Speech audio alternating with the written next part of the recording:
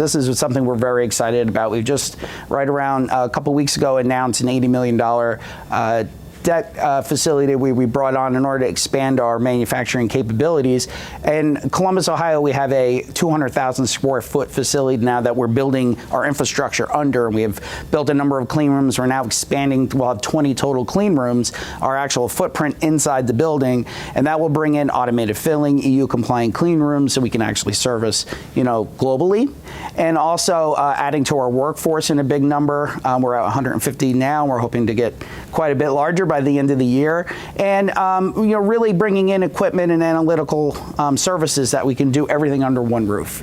So our goal is to make sure we're not using subs of subs. For a lot of that particular kind of work, that infusion will come in and bring in a lot of that equipment in-house, so we can actually do that in Columbus.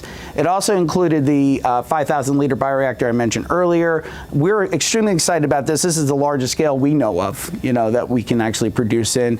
Our CTO, Dr. David Dismuth, has a lot of experience with large scale AAV manufacturing, and this we think will facilitate the next, sort of jump in what we can supply to customers who are looking for that, larger population of patients and larger dose per patient.